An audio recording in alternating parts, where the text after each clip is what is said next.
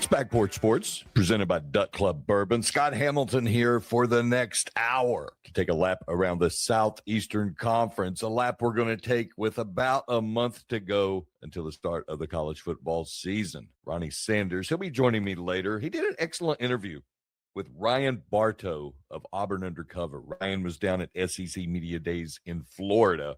We're going to get his take on that event, an event unlike any other, a standalone event to help us really get excited for the beginning of college football season. It's like SEC Media Days is the official non-kickoff kickoff. You understand what I'm saying? All the coaches are down there. They bring a contingent of players, and it's a whole vibe. And the vibe this year, well, a few different vibes. One, an army of new coaches. And not just new coaches, but new coaches at the Power 4 level. New coaches who have never been coaches before. We've got one of those. I'll say Pete Golding is that. Pete Golding taking over Ole Miss. He was defensive coordinator, had never been a head coach before. And yeah, he coached in the playoff, but coaching in the playoff, very different animal than running your own program start to finish. There's a big difference in taking over something at the end of the season that's already got its rhythm, the ebb and flow. All the kinks have been ironed out. You know the routines. You know who's healthy. You know who's done what, who can do what, who will do what. Than having the keys to a car and driving it for 12 months.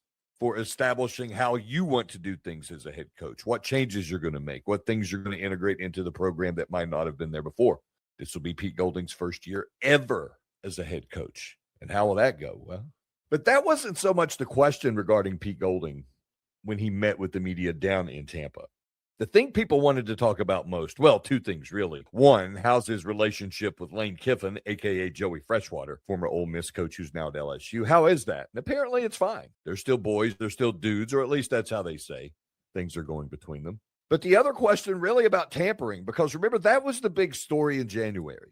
Pete Golding texting Clemson linebacker Luke Farrelly. And I'll say he was Clemson linebacker Luke Farrelly because he was on the roster. He was on the roster after transferring from Cal. He was ACC Rookie of the Year for the Cal Bears, transfers to Clemson. He's in class, has a student email address. He's on the website, on the Clemson football website as being a member of the team. And he's sitting in class and he's getting text from Pete Golding. Hey, bruh. Hey. Now, he's not in the portal. Keep that in mind. He's not in the portal at that time. He's already out. He's committed to go to Clemson. But Pete Golding, allegedly, once more, I have to say this. He's allegedly texting him pictures of $1 million contracts, so on and so forth. At least that's what Clemson coach Dabo Swinney was saying when he went scorched earth back in January, naming names and saying he had receipts and he was going to get his comeuppance. He was going to get restitution for this violation of his program. Yeah, we haven't seen anything yet. Well, of course, Pete Golding was asked about this entire incident at Media Days. He was asked, did you tamper? Did you reach out and contact Luke Farrelly, even though he wasn't in the transfer portal? And he declined to discuss the specifics of the case. He deferring to the Ole Miss compliance department. Pretty smooth, pretty savvy, the prudent thing to do, without a doubt. But he also defended the aggressive recruiting tactics that revolve around the transfer portal in general. And he had a really an interesting analogy. Here is how Pete Golding defended what might or might not have transpired between him and Luke Farrelly, and it pretty much sums up his thoughts on the state of college football and recruiting. Let me put it to you this way, okay? Like it'd be, so obviously you're a reporter, right?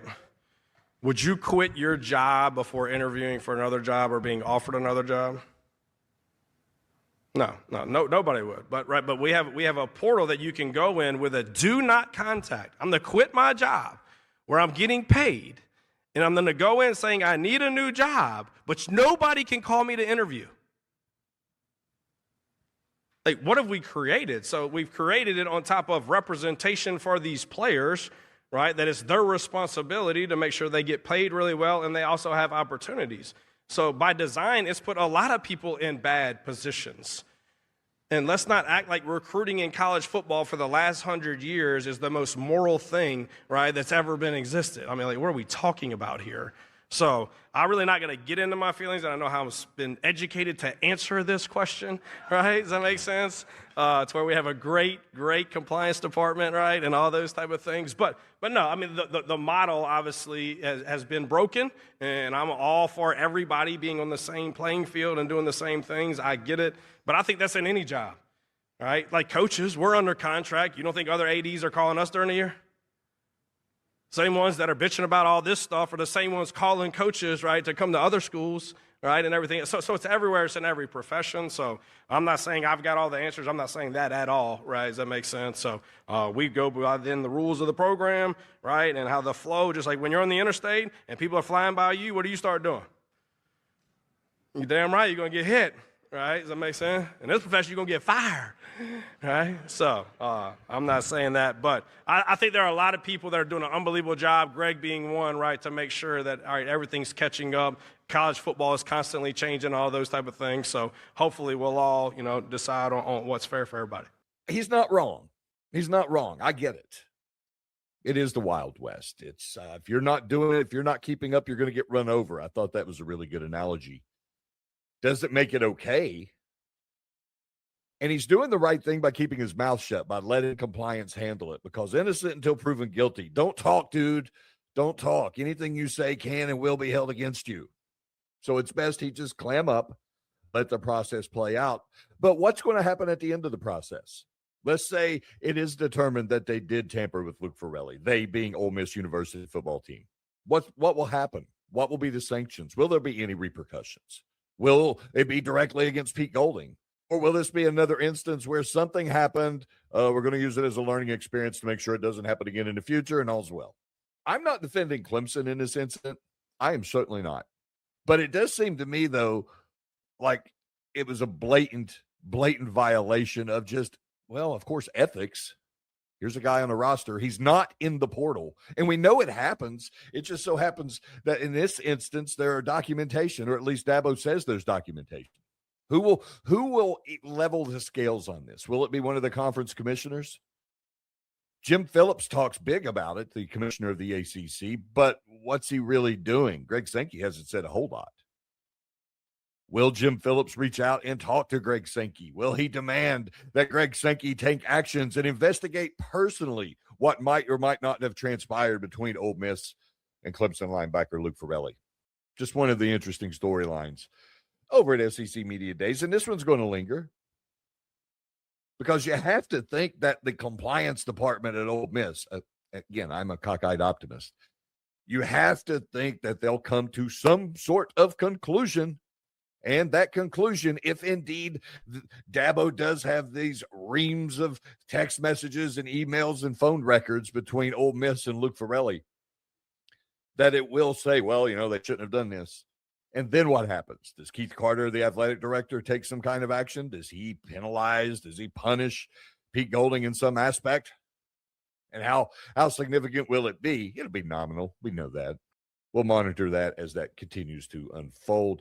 But new coaches, this wave of young guys who have never coached at the Power 4 level, now helicoptering in, parachuting in, really, into the Southeastern Conference, the deep end of the pool. What a way to start a career, or to continue your career, to continue and take that next step. Maybe that's the best way to frame it. To elevate from the group of 6 to go to the Power 4, and not just the Power 4, but to go to the Southeastern Conference, the deepest conference in all the land. And this is important, and to do it as it begins a 9-game conference schedule. First time ever. What's that got to feel like? Probably not that big a deal. You're already thinking about everything else going on with your new job. But now you have to try to tiptoe your way through a 9-game conference schedule, which will certainly be the most arduous of all the conferences in the country. Some guys will be more wired for it than others. They'll be ready to attack, ready to get at it. Others will be like, man, that's tough. That's tough sledding. Here's my prediction. Of the 4 new coaches, and I'm not going to include Pete Golding, we've already discussed him. I'm talking about the guys who have never coached a game at the Power 4 level. Remember, Pete Golding did coach in the playoff. That's a big deal. But of the 4 other coaches, Ryan Silverfield at Arkansas, John Sumrall at Florida, Will Stein at Kentucky, Alex Golesh at Auburn. One of those four will exceed expectations in 2026. That's my prediction. One of them will do better than expected. It might be just a jolt of adrenaline, like a sugar rush that lasts only 1 year, because there's so much hype, so much hoopla, so much excitement around this new era that it lifts the program to unexpected success right out of the gate, and then things abate, level off a bit, and become more normal, for lack of a better word. But there'll also be one of those coaches who does not meet expectations. And at some places, the bar is pretty low. Kentucky is going to be an interesting place to keep an eye on. A curious place to keep an eye on. The whole deal with Will Stein, we'll get into that later in the program. That could be the one that could actually be better, but not reflected in the wins and losses. That could be the one. And that's tough sledding, but we'll get into that later in the program. On the other side, Ronnie Sanders has his interview with Ryan Bartow of Auburn Undercover. Going to get Ryan's take on everything that went down at SEC Media Day. Get his take on the Southeastern Conference now. Maybe, possibly, could be separating itself literally from everything else in college athletics, breaking away and doing its own thing. And what's the vibe when it comes to those new coaches I talked about? Ronnie is going to ask Ryan Bartow those questions and more on the other side. It's Back Porch Sports, presented by Duck Club Bourbon.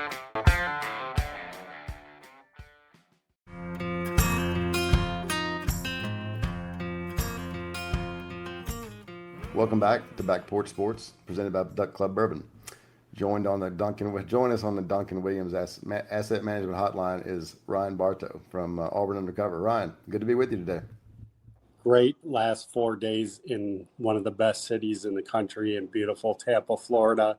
SEC Media Days didn't lack for banter and wit and humor and rivalries and smack talk this year. It's a new group of coaches, isn't it? I mean, they're young guys, and they're not afraid to speak their mind. Yeah, I mean, we thought with all these guys retiring, like with Saban and Malzahn retiring and Eddie O out of the game, that there wouldn't be personalities and characters. There's a whole new set of them in this league. There's no question. Let's start with Auburn's new coach, Alex Golesh. What was your take on him now that you're covering Auburn? Very impressive. Was all about process driven, and when you're laying down the foundation in year one, that's what you need to do. I think they have a built-in advantage because they took the quarterback with him from USF and Byrum Brown and a lot of those receivers and the center. So installation and comfortability with the scheme won't be a problem. And DJ's back running the defense. So they have an advantage in terms of that. It's a new regime there, new culture, but it's going to be a lot of the same systems on both sides. So that's an advantage. A lot of the media members that I talked to now being back on this side were very impressed with Golesh and his thorough answers and his focus. And you know what? He was one of the few that avoided anything going viral. Yeah. There was no banter and no wild questions to him. So I think he got an A. What are your thoughts on Byrum Brown? How will he transfer to the SEC? I think dual threat QBs win on Saturdays. You need a guy to play 11 against 12, and he can make plays with his feet just as good as his arm. That's what wins at Auburn. When they had Marshall, when they had Cam Newton, real dual threat QBs. He's spread tempo guy. My concern initially with him is, hey, if you're going to run 15, 18 times a game, you can do that at USF. It's going to be hard in the SEC because a lot of the DNs and linebackers you go against are even faster than you. But he's a broad shoulder, big kid. He's 6'3", 232. He's a natural leader. And I think he'll be able to carry that. And again, those are the guys that win on Saturdays. And so they have a weapon that can give them a shot every Saturday this fall. We're with Ryan Bartow of Auburn Undercover. Ryan, who you can follow on Twitter at Ryan Bartow, Bartow. Tell us about Will Stein at Kentucky. He says that Kentucky's going to win because of him. Yeah. A lot of arrogance and confidence from this guy. He's at a place where it's a basketball school. It's hard to win football there. One of my great friends, Joker Phillips, experienced that. Mark Stoops, who I thought did a great job there with half his roster from Ohio, half his roster from the Southeast. That's a hard football job. So Will Stein, who did a great job calling it for the Oregon Ducks, and Dan Lanning the last couple of years, so great that he got an SEC job and he's back home in the Bluegrass State. But if they do win there, it'll be because of his players, not because of his plays. And he's in a situation that outside of maybe Arkansas, they're going to have the biggest challenge of anybody in this conference. And so if Will Stein gets 2 or 3 wins, that would be a heck of an accomplishment this year. You see him being that bad off, huh? I mean, it's a tough schedule. It is. But you know what? Their fans, I don't think, are real concerned with that. I think they're more concerned if Mark Pope can win a game in the March. Because if not, Billy Donovan might be back in the college game pretty soon here. Well, there's no doubt. And I think Billy Donovan's looking for a head coaching job, right? Isn't he an assistant now?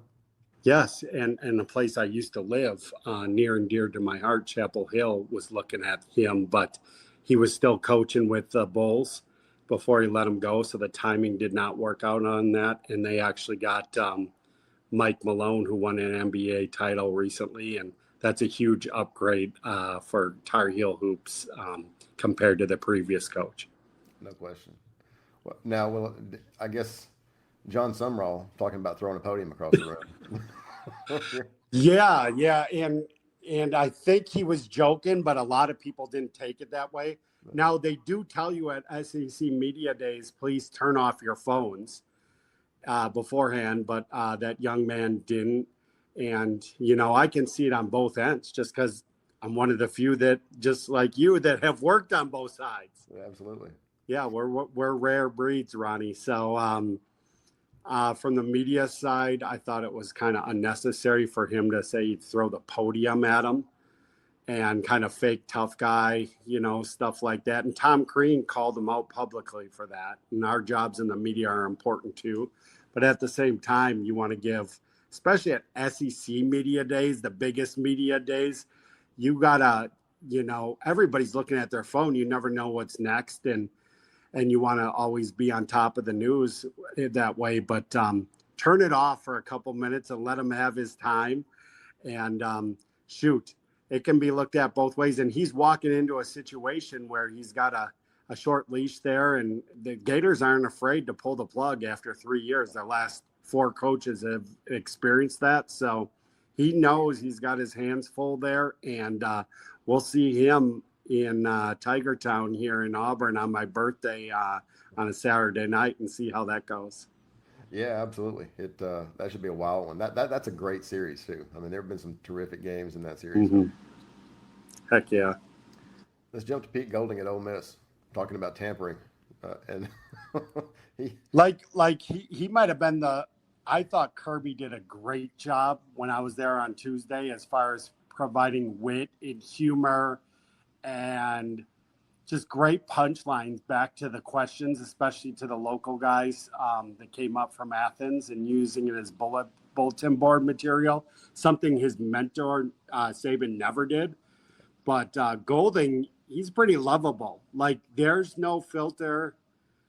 There's no editor with him. He called a spade of spades. Everything that Dabo's kind of been complaining about, where I used to live in Clemson, Golden stood up to that.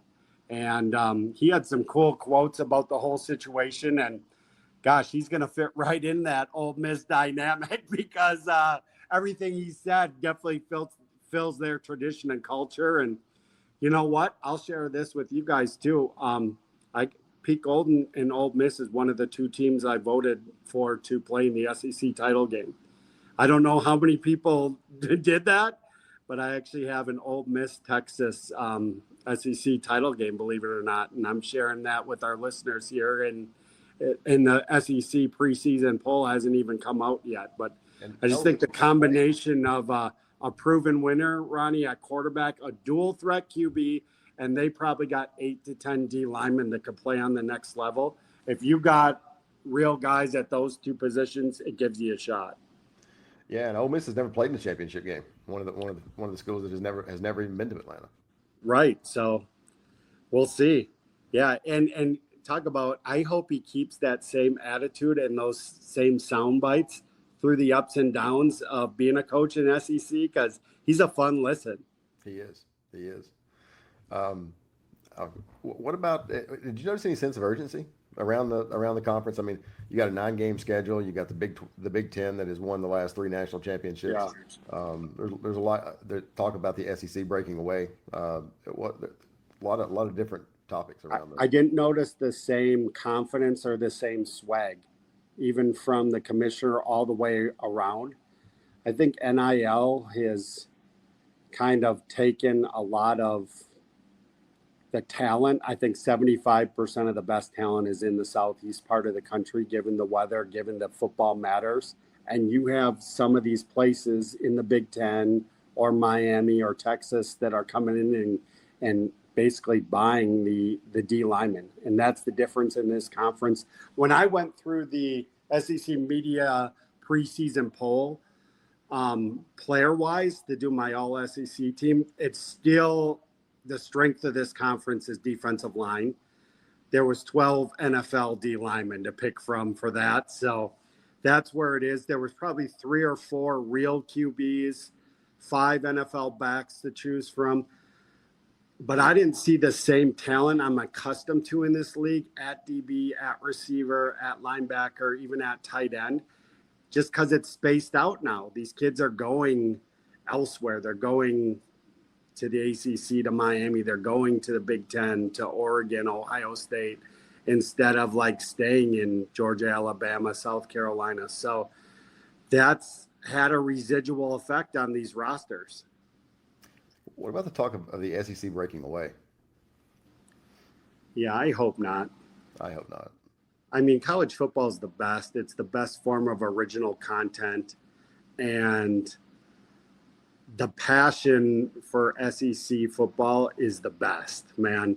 They don't need to go and do your own thing. Guess what? You can't win it all every year. And other places in the country play football too. And eventually they were going to win one. So don't have sour grapes. Just get better. And you have all the advantages in the SEC. Use them. Like, it's not good. Like, they have teams this year that could win it all. So, like, don't run away from it. Embrace it and get better. We're going to take a break. Ronnie's going to continue his interview with Ryan Bartow of Auburn Undercover on the other side. It's Back Porch Sports, presented by Duck Club Bourbon.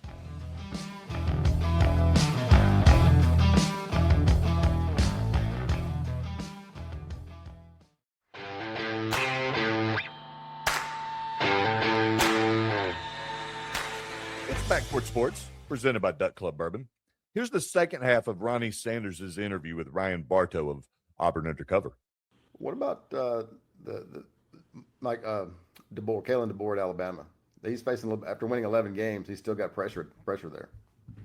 He looks like he's aged, yeah, and he's worn out. I'm not saying that he's a better version of the Idaho Potato that used to be at Auburn, but you can tell a lot of that staff. The GM, Courtney Morgan, is from LA. Adrian Clem, who I've known for years, is from LA.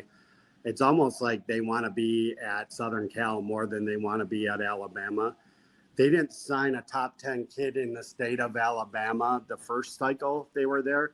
They're not going to do it again this year. It's kind of defeating the purpose of taking that job, in my opinion. So there was no buzz on Alabama at SEC Media Days, which is wild. And, you know, it's hard to replace a legend. You never want to be the guy after the guy. You want to be the guy after that. Yep. And there's pressure on him right away. I mean, last year they went to the Rose Bowl, and that wasn't good enough for those folks. So they were spoiled there with the GOAT coaching them. And we knew whoever would take over would have a challenge. Even when Ronnie, when I went through a dozen schools in Tampa and Orlando and interviewed 35 kids this week. Maybe only one or two, and these are 4-star caliber, 28 prospects, 29 prospects. Only one or two mentioned Alabama. I had one of my contacts saying, isn't that interesting? And maybe they're just focused more on California kids to come down here and play in the humidity. Everybody's got their own way of going about it and their roster creation. But yeah, that was something that went on the low. There was a lot of buzz at SEC Media Days about what the coaches were saying in the viral, and a lot of buzz about if Texas can make a push, and if not, this could be it for Sark. But not a lot of Bama buzz, which is usually the norm at this event because they've done so well in this league for a long time. There's no question. And now you've got a 9-game conference schedule. What was the buzz around that? I mean, these coaches, I mean, 8 games has been tough. 9 games is, and you have to play an out-of-conference P4 opponent.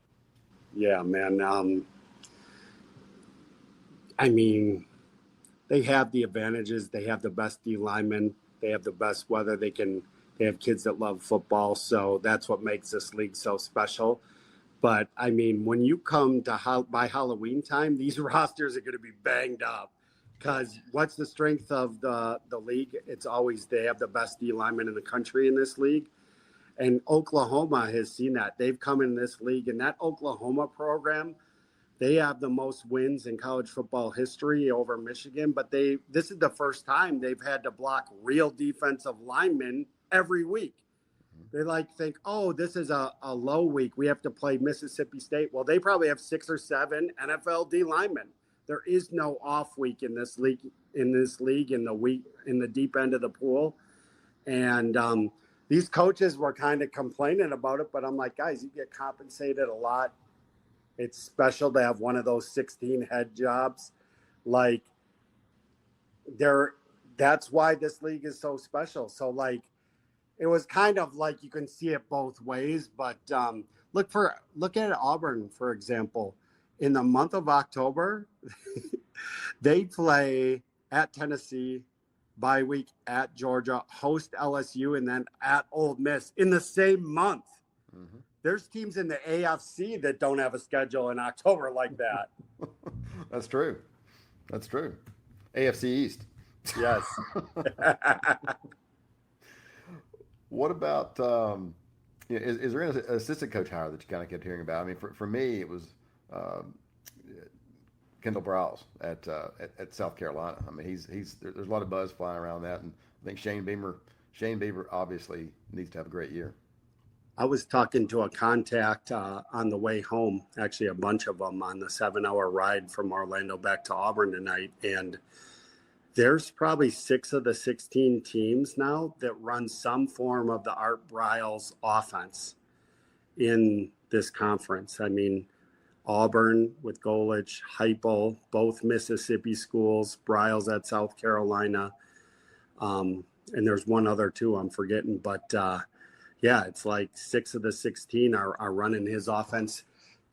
Shane, where he struggled the last 2 years, they can't block many people there. And they've surrendered the most pressures in the SEC 2 years in a row. So his hope is Briles' system can kind of scheme around that and use Sellers and run him more and get rid of the ball, because they're going to need to, because he's on the biggest hot seat in the SEC. If he goes 4-8 again, they'll have a coaching change in Columbia. And so Kendall will need to be special. We'll see if his stuff works, though, because good luck trying to scheme around the D lineman you face week in and week out in the deep end of the pool. There's no question. Who are your other contenders? You said Texas and Ole Miss in the championship game is who you have. Right. I think Texas A&M has a top 5 payroll. They have a real head coach. He's got his best secondary. He's got an experienced quarterback, and they're always good at offensive tackle. Georgia, you could never count out with Kirby coaching the defense. They have 2 NFL DBs. They're going to be really strong on the D line. They're a little inexperienced on the O line, but I think they'll be solid there. They have a proven veteran at QB. They got probably a top 5 payroll at tight end. and a couple of real good backs. They're a little questionable at receiver. And LSU has also a top 5 or 6 payroll. And I don't know if a lot of their portal takes are going to hit. Just talking to some contacts in Baton Rouge, they're hoping that they can strike gold twice by taking Arizona State quarterback to LSU. But I'll tell you guys this much, Sam Levitt is not Jaden Daniels. But that LSU job is one of the easiest in the country. And Lane has already been mentioning, hey, I'm going to need year 2 or year 3. Well, buddy, they gave you $44 million for that roster. They bought out the previous coach for $52 million. You have to win now right away. So, yeah. And so I think those are going into the season, the 5 teams that have probably the best rosters. How do you think Kiffin works out down there? Again, I think it's LSU, Southern Cal, and Ohio State are the easiest jobs in the country. Ohio State is the most consistent because they have real alignment. If the other 2 had real alignment in their operations, they may never lose, but they don't. And so that's the positive for him. It's a very easy job. If Eddie O and Les and Saban can win there, anybody can win an Eddie there. Yeah. And BK did not, believe it or not. So, but that's the positive. The negative is, he kind of was born on third base, as we know, and he's been given a lot of stuff. And he got the Vols job, only won 6 there. Southern Cal, he got fired. Raiders did not work. He inherited a loaded roster when he took over for Charlie Partridge at FAU, and he won there. That was probably his best job. And then he did raise the bar at Ole Miss, and put up good offense, running that Bryles offense. So he's in a place now where he's going to get 3 years to win a national title at one of the gem jobs. We'll see how it goes. Hey, that's a place that should have a Netflix show. There is no doubt. You got Lane Kiffin, the great T. Martin, Eddie Orgeron's back there. I mean, it's chaos. I'd tune in all day to that. I would watch it all day long, and I think the rest of the country would too. Yep. Well, he's Ryan Bartow, and I'm Ronnie Sanders. You can follow him on Twitter at Ryan Bartow. This is Back Porch Sports presented by Duck Club Bourbon.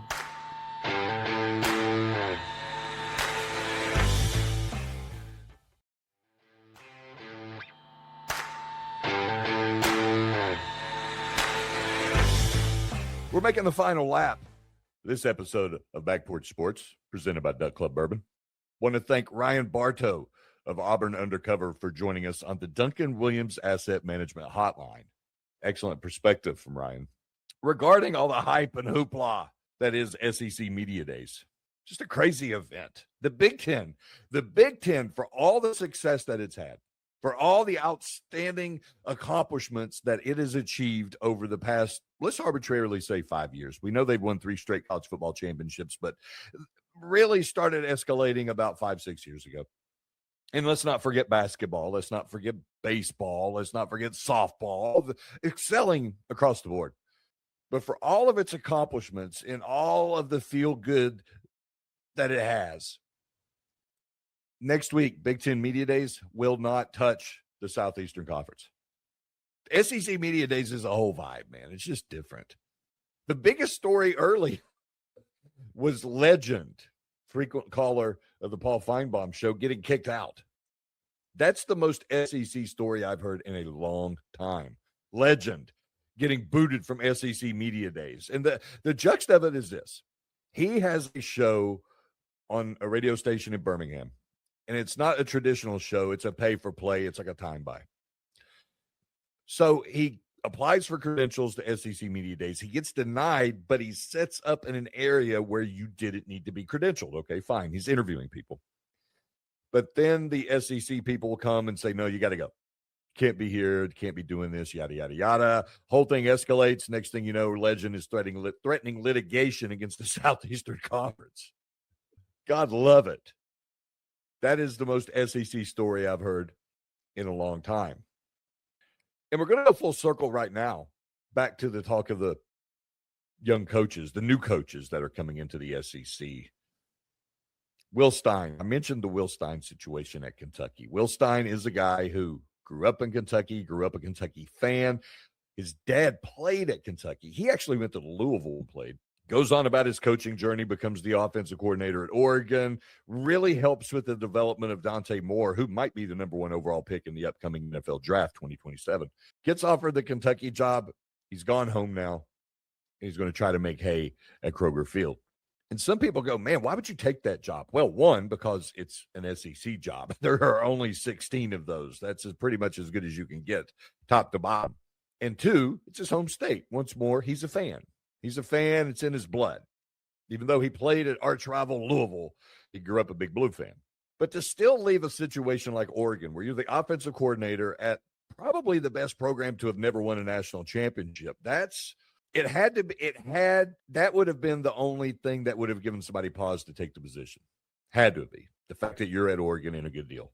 But he met with the media during SEC Media Days, and he was asked, why would you do this? And he put off some major Kurt Cignetti vibes, which aren't a bad thing, but that's the new mindset now, 2026. This is an interesting response from Will Stein. Here's Kentucky coach Will Stein at SEC Media Days. That you came here because you can believe you can win here. Why is that? Kentucky historically has fought against a narrative, against perception. Why do you think you can win big here?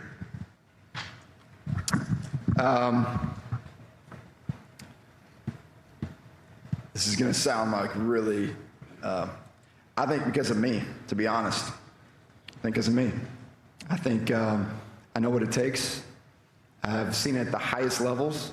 I know what it takes to recruit at this level.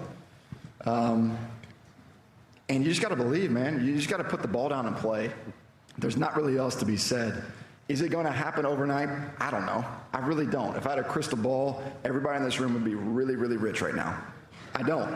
And so the best determination of if what you're doing is working is putting the ball down and playing football. And so there's going to be bumps in the road. I mentioned it in the speech. Like, I'm prepared for tough moments and tough times. I've succumbed to that in our process, right? I already do self-talk myself about, all right, how can I stay neutral? When stuff's bad, I can stay as neutral as possible and be very diplomatic in my approach. So that's why. I mean, growing up a fan is great. It is one thing, but I know the players that we can get here. I know that we can recruit north, south, and east. People come to Lexington and love it. I mean, the longer I live there, the longer I'm like, wow, this place is incredible. It's got everything that you want. Great food, great nightlife, great community, great university. It's safe. You got Big Blue Nation. It takes some TLC, and you got to go attack. You can't sit back and wait. That's one thing I refuse to do at Kentucky is to wait. And so I'm really excited about our administration, the direction that it's going. Again, I said I was so fired up that Mitch brought me here. I'm also excited about what the future holds. And so that's why I'm excited. That's why I believe. Or else I wouldn't have taken the job. I would have stayed out at Oregon and coached Dante and stayed out there. You got to like it. He basically just went into a whole recruiting spiel right there, a whole recruiting pitch of everything that the University of Kentucky has to offer, everything that Lexington and Central Kentucky have to offer. But he also explained why he would leave a good situation, why he would leave Oregon and Dan Lanning and the possibility of winning the Big Ten and going to the college football playoff and winning a national championship, being the offensive coordinator at what could be one of the best offenses in the country this year, should be. But the lure of returning home, it was too much. The call, the siren song of the bluegrass, of the Commonwealth, he couldn't turn it down. But also the challenge of going and trying to turn this place that has been mediocre, maybe that's the gentle way of putting it, at best, of trying to take it next level. That's what's calling him. That's what really signed him on. It's going to be different, that's for certain. Mark Stoops achieved some success. He had success at Kentucky, especially when you consider the condition the program was in following Joker Phillips. Just really bad situation. Mark Stoops comes in, very conservative, defense first, front to back type roster building, has marginal success, winning seasons, though not anything crazy. They had a couple of 10-win seasons, which are outstanding, but over the course of 13, 14 years, that's not that great. But in Kentucky terms, yeah, it's fantastic going to bowl games every year, being competitive, being relevant. That meant something. Then it started to peter out, started to fade. The next thing you know, he's gone, especially after the flirtation with A&M a couple of years ago. That didn't do him any favors. That really hurt him with the fan base at Kentucky, the fact that he was talking to A&M, that they were looking at him. And he would have left. He was gone. But A&M fan base, battered Aggie syndrome to the max, said, no, we can't have this guy. They went all UT. They went all Tennessee, like they did when they were trying to hire Greg Schiano. And they said, no, we can't settle for Mark Stoops. And they end up getting Mike Elko, and they're better for it. I truly believe that. But the point is this. What Mark Stoops did at Kentucky, very different than what Will Stein is going to do. Will Stein is going to be looking for a different type of athlete. Will Stein is going to be looking for a different style of play. What we saw at Oregon is what he's going to try to replicate at Kentucky. Can he get the dudes to run it? I don't know. I think so. I think nothing's outside the realm of possibility in this age of pay for play. I truly do. But we have to ask ourselves, can Kentucky get out of its own way? It's never been able to do that. For all the success of Hal Mummy and Tim Couch, it then stubbed its toes with some NCAA issues, took 3 steps backward. Then was the guy Morris era, not great. Here comes Rich Brooks out of retirement, lifts the program back to a level of respectability, going to bowl games. But for all of the things that he accomplished, they didn't use it to raise the floor. Missed opportunities. Joker Phillips sets it back. Here comes Mark Stoops, slowly building it into something resilient, raises the floor slightly, but not sexy. And when it became time to build rosters differently, Kentucky was not prepared. Kentucky did not have the ability, maybe the wherewithal, to build rosters the way you have to in 2026, especially on the offensive side of the football.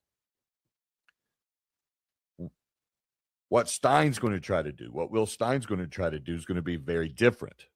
Going to go out and get athletes, going to go up and get guys who can move the football, who put up points.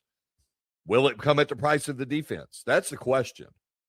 That's the question. Will it be an all or nothing proposition the way it was with Mark Stoops, all or nothing, all on defense, nothing on offense? That's the way it often felt, no matter who they had. And remember, they cycled through offensive coordinator after offensive coordinator, transfer quarterback after transfer quarterback, and nothing really notable to speak of. Will that change for Will Stein? Well, only time will tell.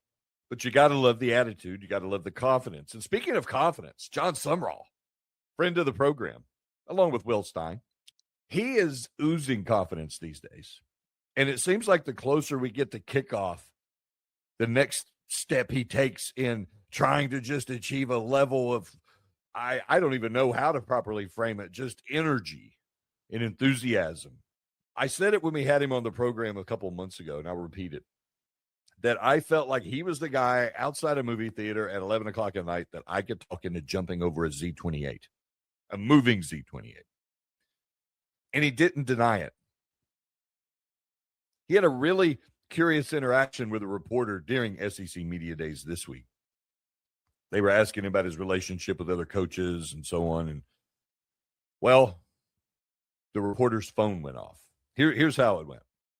Well, I'd say no two decisions are alike. You know, like Lane and I are friends, and Lane and I talked several times through the process of October, November about what it was looking like for both of our schedules of how things were going to unfold. And you would be kicked out of our team meeting. I swear. Like, you're lucky I'm not going to throw this freaking podium right now. Like, it drives me crazy. I would say, who is that? But I'm not going to embarrass anybody. I'm still trying to unpack exactly everything there. I'm still trying to figure out, okay, was he being a jerk, or was he kidding around, or was he just lost in the moment? Was he zoned out? Because you get into these headspaces where he's giving his motivational spiel, and you just kind of lose yourself. And yeah, he did good not calling out the reporter. Now, I'm not going to say who it is. I don't want to embarrass anybody, but you kind of did, by doing that because everybody's looking. Now people are going to try to figure out who it was, whose phone went off. And it's not that egregious. I mean, it is and it isn't. Turn your phone off. I get it. But it's not damning. It's not executional. You know, you're not going to execute the person over it. They're going to chop off his fingers. But maybe once more he lost where he was at.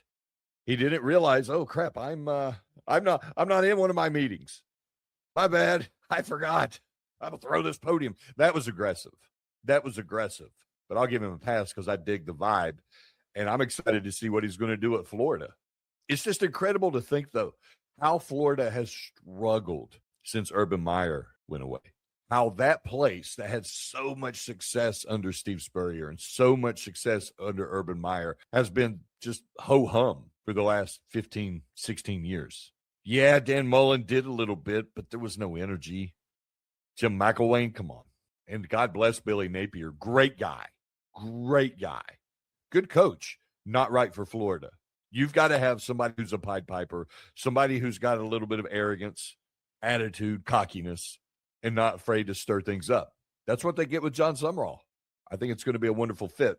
Kickoff can't get here soon enough. Hey, that's it for this edition of Back Porch Sports. I want to thank Ryan Bartow of Auburn Undercover for joining Ronnie Sanders earlier in the program. Excellent conversation with Ryan. I highly recommend that you check out his work at Auburn Undercover. Don't forget to check out our podcast. You can hit it up on YouTube at Back Porch Sports. And don't forget to hit me up on social media. Head over to X/Twitter at Scott H Sports. DMs are open. Questions, comments, complaints, suggestions, whatever. Hit me up. If there's a topic you would like us to discuss, I'm happy to do it. If there's a guest you would like us to bring on, we will do our darndest to facilitate it. But otherwise, for Ronnie Sanders, I'm Scott Hamilton, and this has been Back Porch Sports, presented by Duck Club Bourbon.